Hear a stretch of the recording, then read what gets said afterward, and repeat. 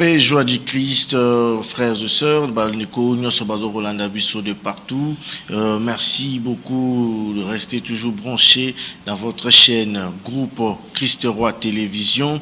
Moi, c'est votre humble serviteur, frère Moïse Tamouzi. On est là pour nous servir bino intégralité. Il y a séminaire de vie dans l'esprit, nakati il y a chaîne Nabiso groupe Christ Roi Télévision. Et voilà mon kolo alelo tous amis pour nous diffuser bino troisième semaine. Il y a séminaire Nabiso de vie dans l'esprit et où ils ont un thème comme blessure et guérison intérieure, blessure et guérison intérieure. Oyo ezwamaki na bandeko oyo pona kolendisa biso bazalaki liboso la modération tozalaki na sœur Mété et na prédication tozwamaki na frère Magloire et bango de basalisaki biso pour na matière médicament malamu. Blessure intérieure, c'est un choc et un coup reçu à l'extérieur dont on n'est pas responsable.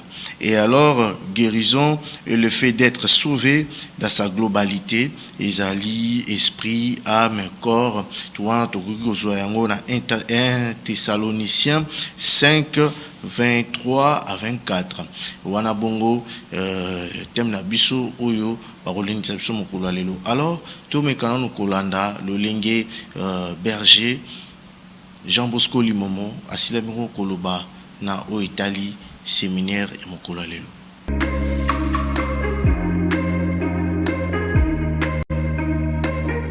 Paix et joie de Christ. Lelo to uti kolanda maté assure la guérison intérieure. To libération ya motema. Bon guérison intérieure ezali libiki okati ya motema. Libiki litozwaka tango motema ezoki Yesu aye ko bikisa biso aye ko longola biso na pasi wana aye ko libérer biso na pasi aye ko kangola biso na pasi wana. Bon tout ça qui sur deux points essentiels o etalaki bolingo wa Nzambe pe bolingo boye osanga na pardon pe papesi biso ba moyen ya guérison. Pona to bika esenge to za boyambi. Pona to bika esenge to linga to ndima ke to kobika. Pe to senga na Yesu Kristu abikisa biso. Pe to yamba lo sambo ya bandeko biso. La guérison intérieure c'est un enseignement qui prolonge notre séminaire de la vie dans l'esprit. Et dans ces prolongements, la guérison intérieure, c'est une prière qui pénètre dans le fond de notre cœur pour penser nos blessures, les coups de la vie que nous avons reçus, les déceptions, tout ce que nous avons reçu de mauvais, le Seigneur vient nous libérer de ça. Et cet enseignement avait deux points essentiels, notamment l'amour de Dieu qui se passe toutes choses, qui s'accompagne d'un pardon, et le moyen de guérison, la foi, demander, s'examiner, accepter qu'on est blessé et demander à Jésus-Christ la guérison. C'est ce que nous avons fait aujourd'hui. Vous allez suivre dans les images qui viennent. Paix et joie du Christ, que le Seigneur vous bénisse et qu'il vous garde. Amen.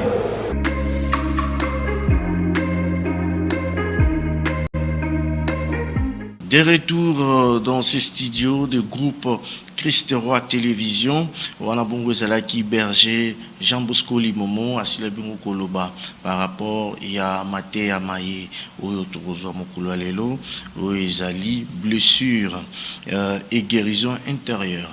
Et voilà toko umelate pona ko diffuser bino o Italie intégralité ya o elekaki mokolo ya lelo.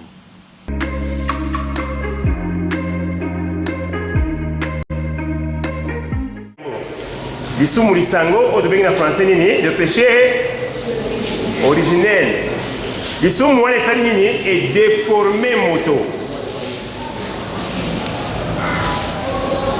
elongwani mutu nature ya ye ebebisi lolenge ya moto pamba te moto akelami na elili ya nzambe mpe lolenge ya nzambe mais voilà ke lisumu ebebisi bomoto na biso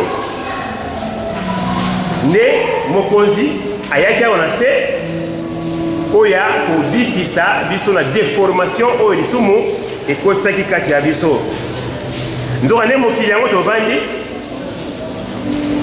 yali mokili ya masumu pamba te baye bavandi awa na mokili biso na yo na ngai ezali se bato oyo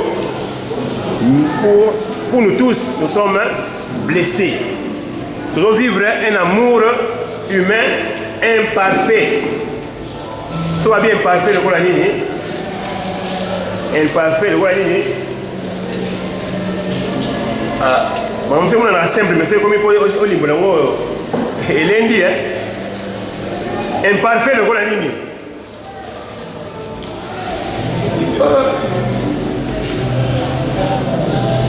Comment il le donne à ma matière là, ouais. Ah, ok, voilà. Yangote. Nous devons vivre un amour humain imparfait. Où est ça dit que nous avons du mal à pardonner et même il faut reconnaître malamoyo, ils n'ont pas un moninga. C'est très difficile que moto anima moninga moto. C'est tout. Biso le poso. D'accord aussi. Débarquer pour nani. Tondi manakate ata malamu yango ezomonana. Voilà moi quoi que moké que soit occasion et amplifier ya ko nyoko moninga. Et ça dit que mokili oyo tondi mingi na bato bana posa ya domination, totondi la jalousie, na posa ya profit personnel. Avant moto ça likambo aninga yeba qu'est-ce que je gagne. Malheureusement même dans l'église et comme il paye bongo. Si la kata libala kaka ndenge moko. Voilà ko balini que bolingo oyo premier nzambe atiki kati na biso yango te oyo tozali kopratike biso na biso tokomi na amour imparfait etonda te te ekoka te totondi na jalousie totondi na haine makambo ndenge na ndenge oyo komona na Galate 5. Nzoka nde dans tout ça nzambe akelaki biso c'est par amour. Dieu n'était pas obligé à créer biso à son image et à sa ressemblance. C'est par amour né à créer biso na image na ye pe na ressemblance ya ye. Pe awa créer biso na bolingo apesi yo na ngai capacité ya nini ya kolinga pe ya kolingama, capacité d'aimer et d'être aimé. Na bolingo balien pe ba possession ya le blocage na bolingo moto akangeli na ndenge mopepe akoki kolinga te pamba te ko répondre na lolenge maître na ye akosenga ye sikawa tozokela ba blocage wana après tokoyoka kolobela na profondeur mais tout en nansi ko moto yo na ngai le pas tozali boye toali constitué dans 3 zones ou 3 composants: l'esprit, l'âme et le corps. Ils allaient inséparables. On ne peut pas dire que mon monde va être esprit, un corps, un âme. Mon monde a un corps, un esprit, ça n'a pas de sens. Ils allaient inséparables, ça fait un tout. La carte ya moto. Ils allaient invention. Il y a l'histoire catholique tende matwakanisata. Okukuta yango na 1 Thessaloniciens 5, 23. On parle de esprit, âme et corps. Bon, esprit ezali nini? Esprit ezali esika oyo etiaka biso na relation na nani? Na nani? Na Nzambe. Ezali siège ya conscience. Esika oyo toyebi kodistinguer le bien et le mal. Ezali siège il y a intuition. Et si tu as on doit comprendre que le baron est bimi, il y a Nzambe et considéré C'est ça l'intuition. On peut être dans une assemblée, dans la campagne par exemple, 10 000 personnes, 20 000 personnes, mais le moment où il est bimi, c'est l'intuition qui va te dire que moi, c'est toi. Et c'est comme là, il va me dire, on sentit que ça est yo. Tant que c'est dans la Bible, tant que c'est 10 fois, 20 fois. Mais je me dis, autant qu'il y a un comprendre que non, cette fois-ci, le béni, Gaï. Esprit, il y a les sièges, il y a adoration. Et si tu as seul à seul, comme des amis intimes, il y a un moment où il y a la carte de la biso, il y a un défaut. Il y a le veille tout va protestant. On va le dire, tu vas adorer les zambés. Et quoi adorer les zambés? On va adorer. Chez nous, l'adoration c'est dans le silence. Parce qu'il est au-dedans de nous. Tu dois aller seul à seul avec Dieu, cœur à cœur avec Dieu dans l'adoration. Comme tes vrais amis, comme des intimes. Voilà, siège, il y a adoration, il y a esprit et moto. Mais si on a esprit, il y a mon groupe et puis là, c'est un malade où il y a l'esprit, notamment le péché, la possession et l'obsession. Voilà maladie, l'esprit. Tant mon moto à Soumuki, qualité et l'esprit, donc le siège, il y a conscience pour Bungisi Ango. Parce qu'à ce moment-là, la conscience est confondre le bien et le mal. Elle prend le mal pour le bien et le bien pour le mal. Donc voilà, au premier dénaturé. Âme et moto, ils ont siège à intellect. Et c'est comme il y a un et c'est comme ça un raisonnement. Il y a vie, raisonnement scientifique, raisonnement intellectuel, etc. etc. Il y a des sièges, il y a volonté, puis il y a affectivité. C'est-à-dire ici, il y a un sentiment, il y a un mawa, il y a un passi, il y a un kanda, il y a un CP, il y a un kamoboye, il y a un CP dans le côté, c'est dans l'âme. Alors, âme peut à son tour, ils ont pu attaquer dans la maladie. Le coup, la blessure intérieure. Le coup, là, manque de pardon. Ça veut dire que ce malade est attaqué âme et l'homme siège, il y a intellect, et l'homme dans la siège, il y a volonté, il y a affectivité d'ailleurs. Composant et misato, c'est le corps. Donc, vous avez une caisse de résonance. Ça veut dire mon calme de Kamatamaka, la fusion entre l'esprit et l'âme et le corps ne fait que exécuter. Nakisa, ce qui m'ont ça m'a fait. Dans niveau, il y a l'esprit et Sika, siège et la conscience, et Sika a délibéré entre le bien et le mal, comme il a dit, attaqué par le péché qui est dans sa maladie. Qu'est-ce qui va se passer? À Kali, par exemple, au Betamoto. Il prend ça pour un bien. L'âme, à son tour, le corps, il a le siège intellect, et peut se former, dans ma vie, esprit assez à l'oula qui est au sala. Ils sont formés, la bataille, ils étaient. Wana, à niveau de l'âme. Maintenant, corps, on sala, a exécuté les gars, ils étaient à bête. Voilà une moto à Vivaka. Vous pouvez séparer corps, âme et esprit parce que ça fait un tout autobengi moto. Alors, pour le béni au Italie, les blessures intérieures. On va bien la lingala, kota ya motema. Ni on va bien kota ya motema, donc blessures intérieures. Nous avons dit deux définitions. Ce sont des traumatismes plus ou moins anciens, inscrits quelque part au tréfonds de notre être. Et dans le vote simplifié,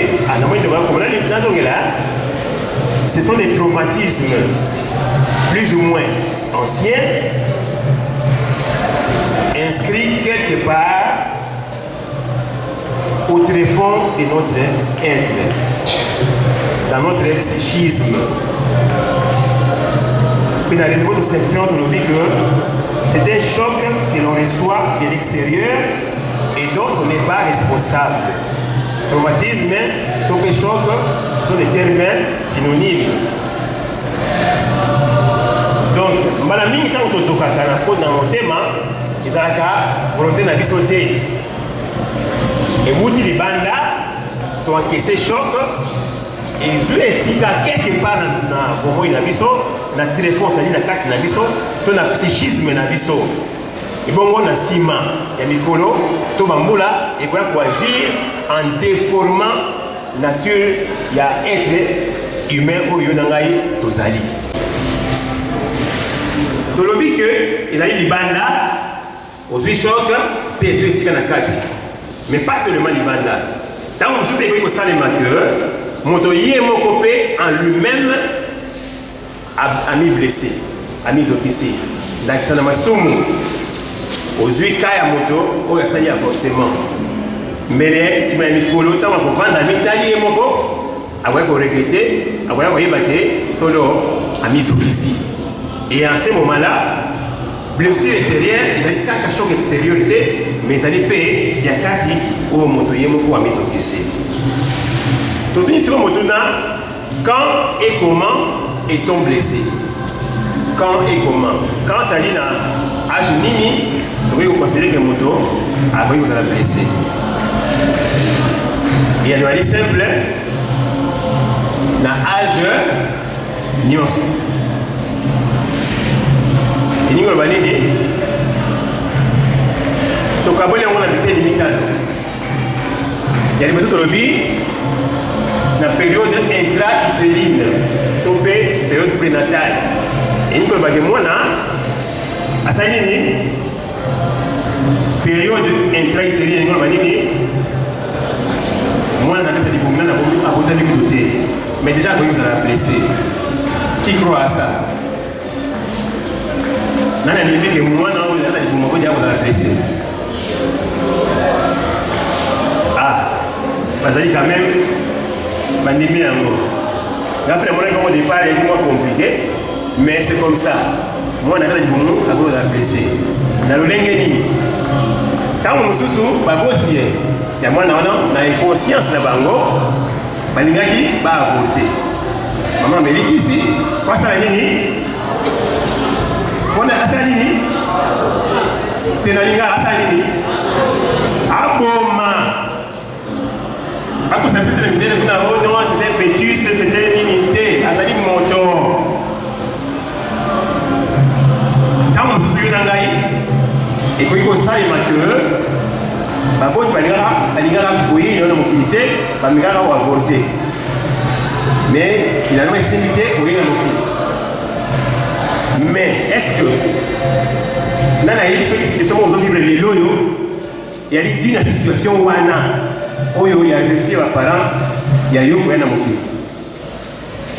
Il y a un conseil que quand on est dans le Carrefour, toujours un animateur, dans ma salon à Bisso, tous sont le plus loin possible.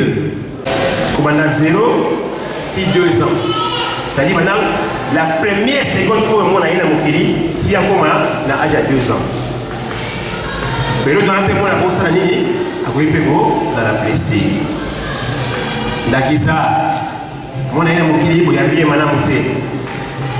Le Mika, il y a des moments à moi aussi, Azaki, premier pas, moi, j'ai dit Bosso, a évité de la mokili. Parce que moi, je suis là, il y a moi. Passage femme, on a dit, passage femme. Je suis là, je suis là, je suis là, je suis là. Alors, maman et moi, quand je suis là, je suis là,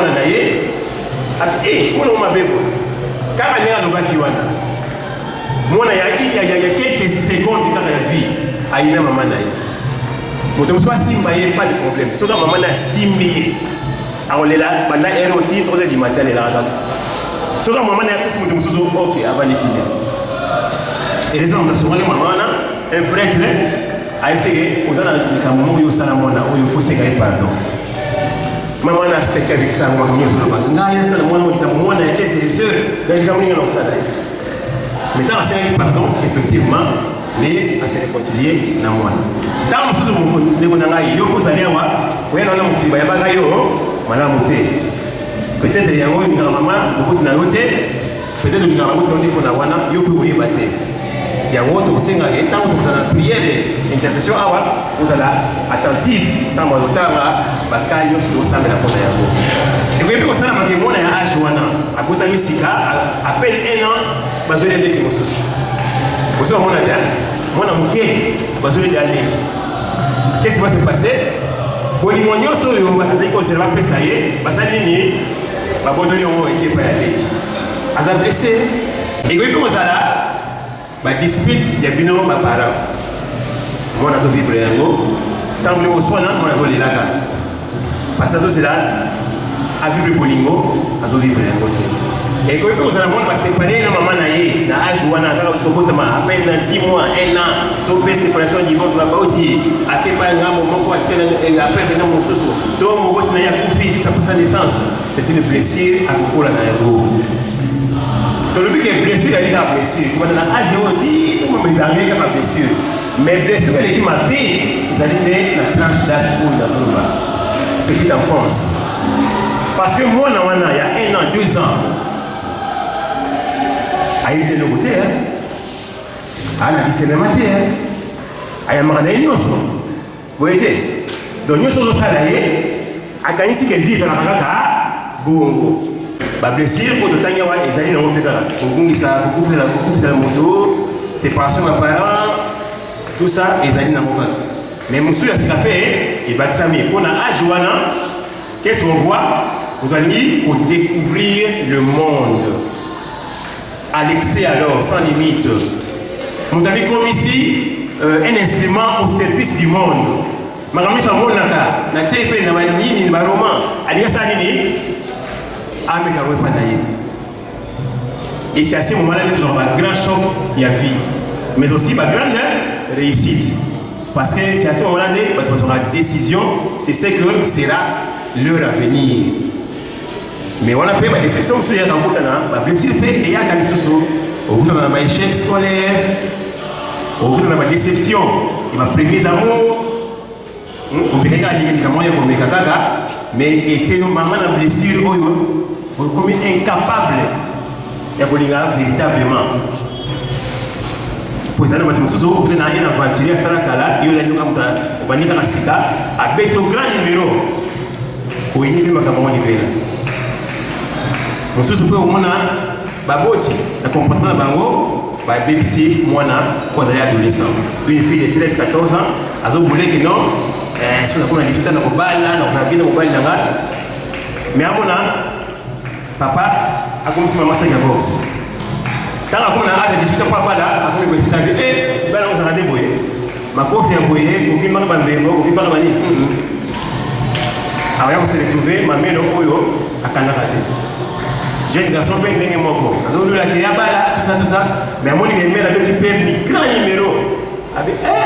Pardon, on a un peu de alors, on s'est retrouvé aventurier pour Bangi, pour prendre un millier, Oyo, inconnu.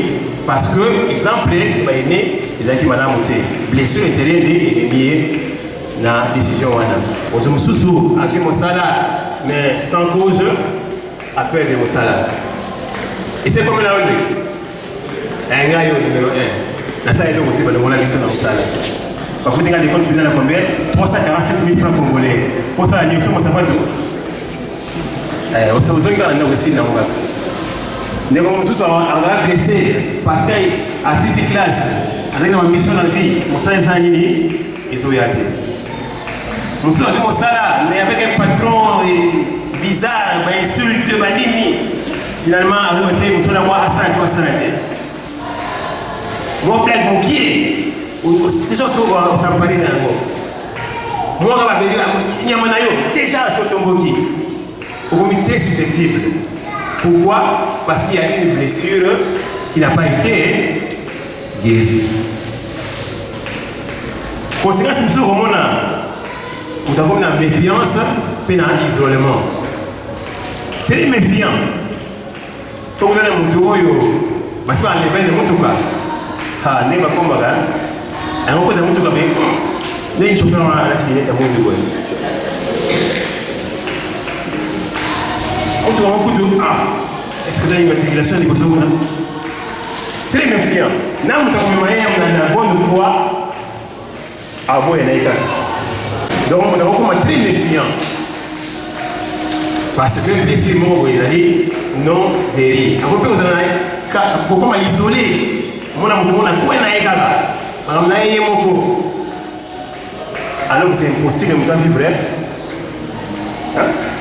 Seul au monde, c'est impossible. Mais il y a des gens qui essayent ça. Parce que justement, il y a une blessure non encore cicatrisée. Beaucoup de conséquences sur le là, mon thème à ma casse, dureté de cœur, topé, insensibilité. Vraiment, nous avons été insensibles. Vous voyez, ça va aller voir. À quoi faire? Ici, non. Alors, les gars, si dans la monnaie, nous avons quoi? À quoi faire? Allez, qui va? On a tout le monde tout le temps fatigué. À la moitié week-end, à 9h, il est fatigué. Au moins, on a tout sous à nerveux, kanda. On a vertige. On passe ici la raté. Tout un âme à la tête. Pendant l'aspirine, la matinée d'ivoire, on a tramadol, la matinée d'ivoire, on a morphine, la matinée d'ivoire, on a drogue. Quoi que ça va, on passe. Et c'est la raté. Dans les cas de Nabiso, il y a une plaie qui n'est pas encore guérie. Parce que ce sont insomnie. Ça a 10 ans. 10 ans sans sommeil. 86, 96. Ce que nous avons là, c'est juste 15-20 minutes. Ni les jours, ni la nuit à la larte. 10 ans. Surtout, nous avons envoyé, c'est seulement dans un mois sans sommeil, vous avez une mobilité. Mais moi, j'ai survécu pendant 10 ans. Dans la suite guérison, il y a un azali à ouvrir. Je sais comment il va trouver le manteau. Quand on est va soucier des filles, le commun de Kola, alors on a ça des éléments. Ils ont rapport à qui se sont alignés, on a la première. Mais quoi c'est ça? Tout l'été. Et donc c'est ça, tous les alignés, caca, quand on voit guérison intérieure. Et puis on toucher le système urogénital. Oui, même comme conséquence, impuissance sexuelle. On a des balles. On a aussi frigidité. Ça veut dire que pour ça, il va y avoir un soutien. Soit à 5 bon, ça va. Pour lui, pas pour moi. Si vous avez un excès de virilité. J'ai connu une scène avec un compagnon, avec une chérie. Soit avec une chérie, soit avec Siliki, pour qu'il s'est calmé, pour le monde de Damba.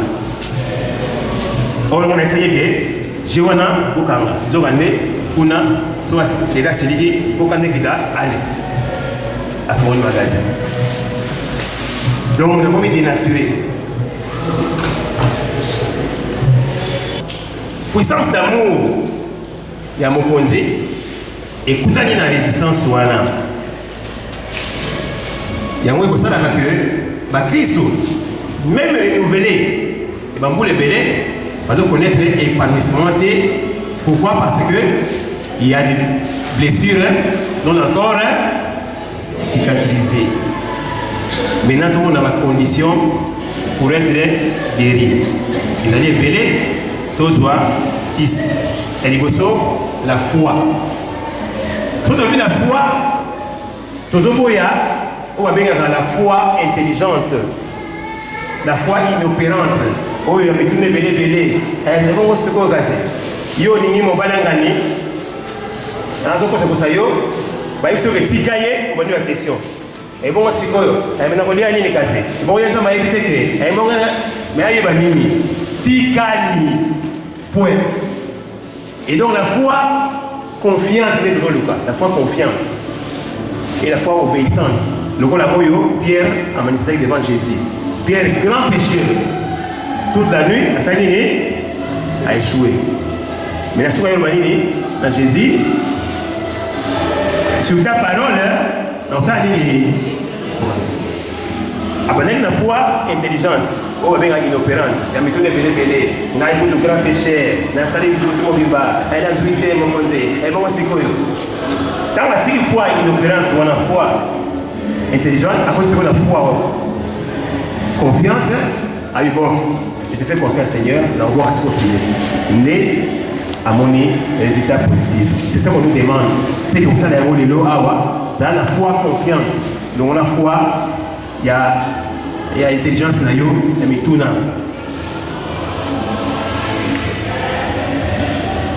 Et puis aller désirer la guérison. Il faut louer la guérison. Louer la mobita. Vous dit la ligne na bita. Louer la guérison.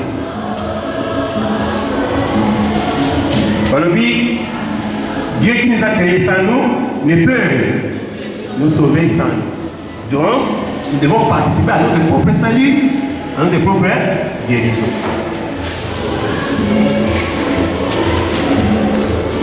Troisième condition, il faut exprimer la demande à Jésus.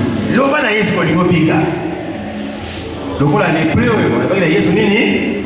Si tu veux, tu fais me purifier. Au moins on a Marc 1, 40, 45.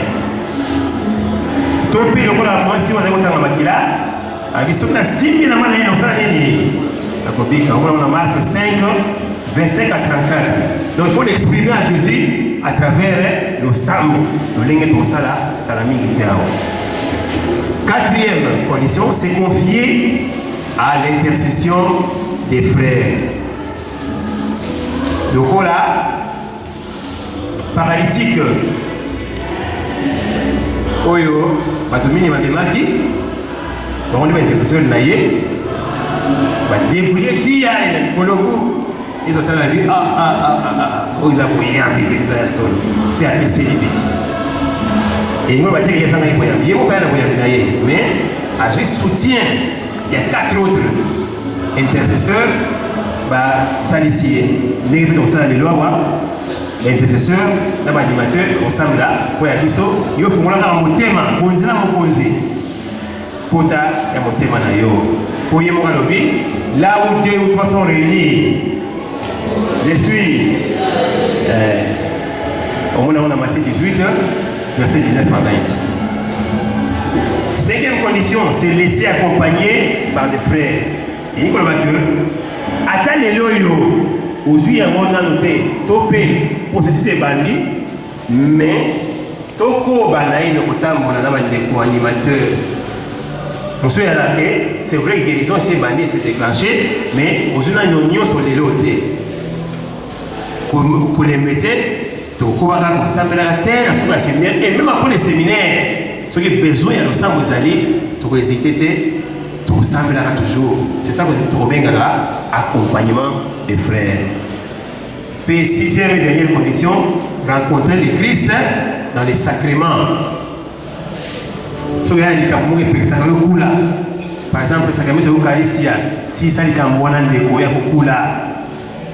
Si ça est en bon an, si on a un problème, tâche dans mon thème, les canatoubes là, et ça la réconciliation, là, on a un problème. Ceux qui ont des malades, ils allaient. C'est un sacrement de guérison. Ce n'est pas un sacrement de trépas. Et après, on a dit c'est pour il faut que on s'arrête régulièrement. Prière de guérison intérieure. On a exemplaire dans le Wawa, il y a français dans les Ligala, pour ça, il y a un peu de l'oyo. Ceux qui vont être 4 personnes non baptisées. Lula Battissimo, parce qu'à ce moment-là, c'est la première délivrance pour mon toit soit gâté à Mokili.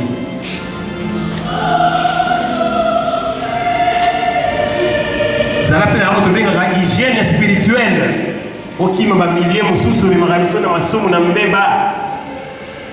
Même la TV, il faut bien sélectionner ces programmes. Nous allons quand on a la télé, Luka Oyo. et que tout la voyage, non par exemple, sur la sumo.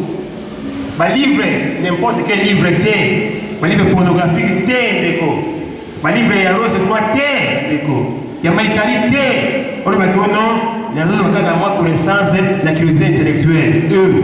Oui, mais les sous-baba, tout le monde a un déco, à n'y a pas la liboma, pour ma livre de l'écotanga. Heureusement que la carte de la mission, tout le monde content d'ensemble là, à mon bibliothèque. Il y a tout lié. Il y a la bibliothèque à Pierre.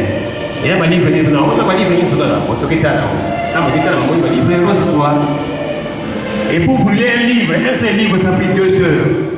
Livre Moukéboué, 2 heures du temps. Kéba Ndeko, Misi qui paie Kébata.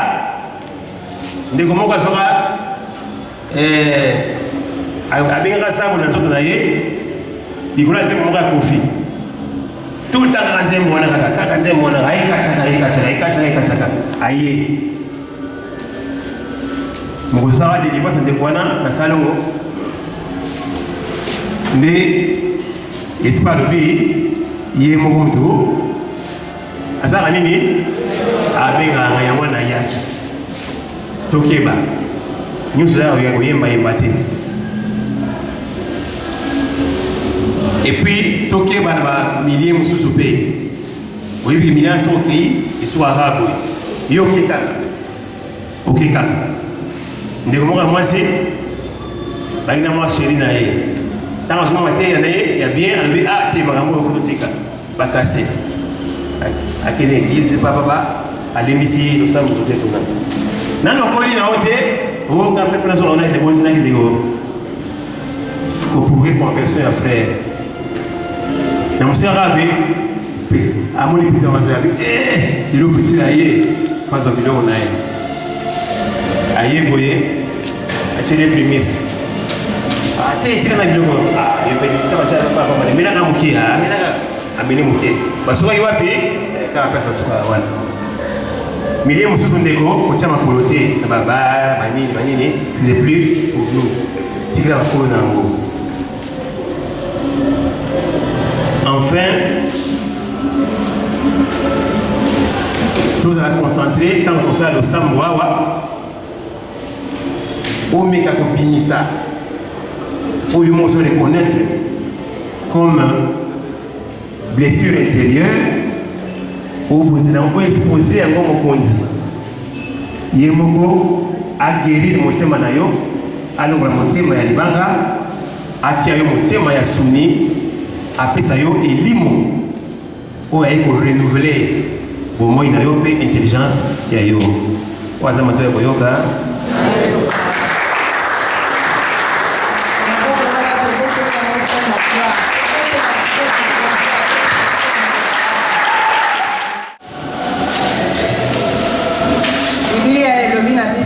Romains 3, 23, tous ont péché et sont privés de la gloire de Dieu. Nous allons être pécheurs, à ton assoum, Tomitala, passer un thème à la biso, le lengenini, totuka ki mokonzi, topesa ki eloko mote, na bomo e na biso mobimba.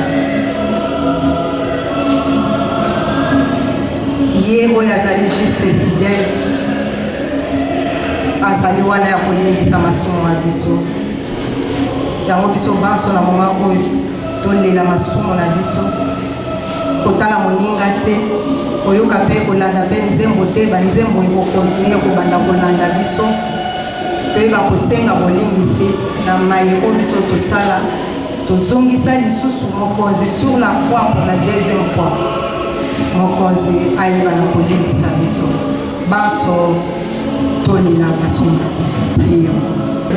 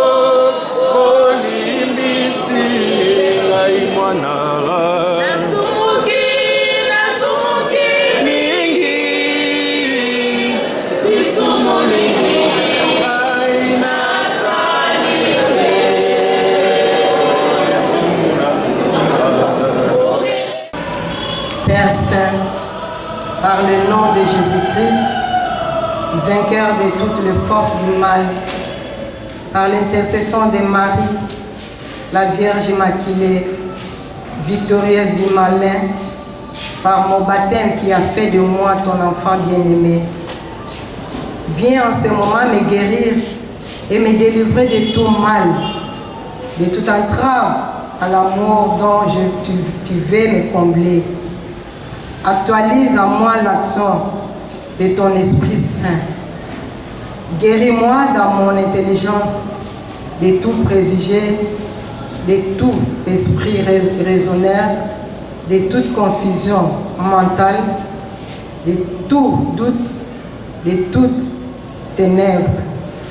Guéris-moi dans ma mémoire de tout souvenir douloureux, de tout scandale, de tout traumatisme psychologique, du sein de ma mère jusqu'à ce jour, à travers les difficultés inhérentes à chaque étape de ma vie. Guéris-moi dans mon imagination de tout idéalisme revers, de la fuite irréelle, de toute fantaisie maladive ou déviée, illusion, hallucination, de tout délire. Guéris-moi dans mon cœur de toute fermeture et dureté, de toute blessure, de tout égoïsme, centré sur moi-même. Appuie-toi sur moi-même du refus, du pardon, du ressentiment, des soupçons malveillants. Guéris-moi dans ma volonté de toute domination étrangère, envoûtement, hypnose, tentation, obsession, oppression, possession, du volontarisme orgueilleux, de toute attitude tolérante et sectaire, de toute déviation, faiblesse, indécision. Guéris-moi dans ma sensibilité, mon affectivité, mon psychisme, de la jalousie, de toute tristesse, de toute déviation affective, sensuelle, sexuelle, de tout sentiment de rejet, de honte, de culpabilité, de complexe de supériorité ou d'infériorité, de la timidité, de toute anxiété, inquiétude, peur, du dégoût de la vie, des idées suicidaires, de tout avertissement à la drogue, au tabac, de tout attachement matériel terrestre. Guéris-moi toute déviation venant de l'hérédité, de l'éducation primaire, des pressions exercées sur moi dans mon milieu familial, scolaire, communautaire, social, ecclésial, de tout événement passé qui aurait brimé ma liberté intérieure. Guéris-moi de tout ce qu'il a de négatif et nuisible dans le fond de mon être, dans mon inconscient et subconscient. Seigneur Jésus-Christ, exerce ta seigneurie sur toutes les parties de mon être. Sois le sauveur et le Seigneur de tout mon être. Père de miséricorde, donne-moi de porter les fruits d'une conversion véritable et de trouver ma liberté à faire la volonté. Sainte Mère, Mère de Dieu, et Marie, Mère, sois la cause de ma joie, en m'obtenant ma pleine liberté intérieure. Merci Seigneur de le faire maintenant pour moi, à cause de ton amour et de la grande miséricorde. Amen.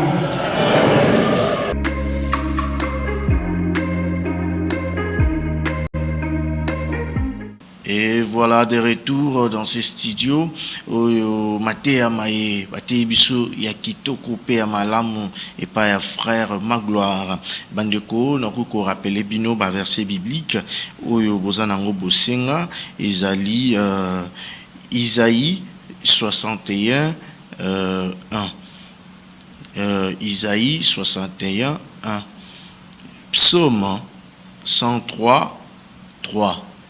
Psaume 103, 3, ou bien Psaume 147 à 3. Psaume 147 à 3, ou bien Romains 7, 17 à 20. Romains 7, 17 à 20. Luc 4, 18 à 19. Luc 4, 18, 19. Et Jean 11, 21 à 24. Jean 11, 21 à 24. Et 1 Timothée 2, 3, 4. 1 Timothée 2, 3, 4. Jean 7, 37. Jean 7, 37. Et tout ça, dans Marc 5, 25 à 34. Marc 5, 25 à 34. On a bongo, ils ont verset biblique où ils salissent biso, où ils orienté biso na thème na biso ya mokolo alelo blessure et guérison intérieure. Et merci mingi na bandeko balandi biso mokolo alelo guérison blessure et guérison intérieure et salissa maki makasi ndeko asalissaki biso na kombo ya frère Magloire. Et na ser mette na modération maté les malamu mingi bani konyo so bale kolanda biso de partout dans le monde où bakte ba numéro zawana pona rejoindre biso zawana to zawana pona ko servir bino. C'est la télévision d'évangélisation. Nous sommes là, groupe Christ Roi, c'est une chaîne de renouveau charismatique catholique de paroisse Saint-Augustin de Lemba. Et alors, moi, je suis de cœur avec vous. Restez toujours branchés dans notre chaîne et s'abonner massivement pour ne pas rater à d'autres news. Merci beaucoup, restez branchés. Paix, joie du Christ.